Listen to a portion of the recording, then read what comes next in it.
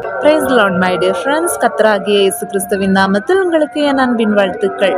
எப்படி நல்லா இருக்கீங்களா? இன்றைக்கும் கர்த்தர் நம்மோடு சொல்லுகிற வேதவசனம் மார்க்கு 16ஆம் அதிகாரம் 15 முதல் 18 வசனங்கள் வரை.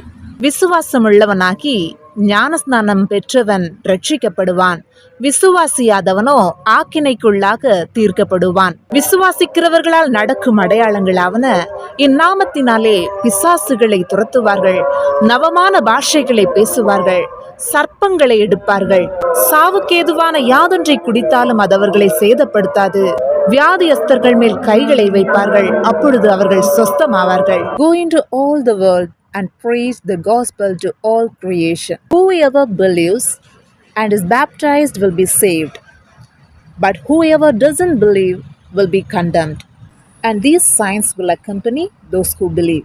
In my name they will drive out demons. They will speak in new tongues. They will pick up snakes with their hands.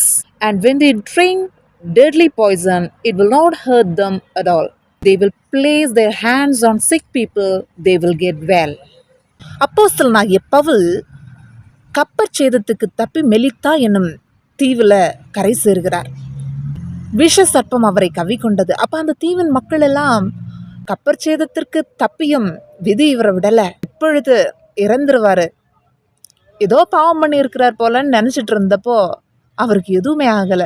விஷ சர்ப்பம் கவ்வி கொண்ட போதும் அந்த விஷம் தாக்கி எதுவுமே ஆகல. அந்த இடத்துல எல்லாரும் ஆச்சரியப்பட்டார்கள். சாவுக்கு ஏதுவான யாதொன்றை குடித்தாலும் அது உன்னை சேதப்படுத்தாது.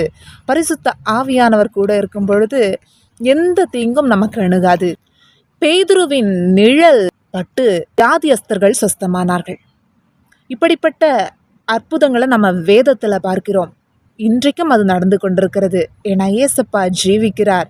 பரிசுத்த ஆவியானவரை நம்ம லிமிட் பண்ணக்கூடாது. பரிசுத்த ஆவியானவர் இயற்கைக்கு அப்பாற்பட்ட காரியங்களை செய்வார். நம்ம இடம் கொடுத்தால், நம்ம விசுவாசித்தால்.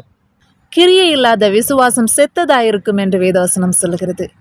ஸோ கிரியைகளை நடப்பிக்கிறவர் ஆவியானவர். ஆவியானவருக்கு இடம் கொடுப்போம். நம்மையும் கர்த்தர் வல்லமையாய் பிரயோஜனப்படுத்துவார். கர்த்தருக்கு சாட்சியாய் வாழ்வோம். கர்த்தர் தாமே இந்த வார்த்தைகள் மூலமாய் நம்மை ஆசீர்வதிப்பாராக. ஆமென். God bless you all. Bye bye.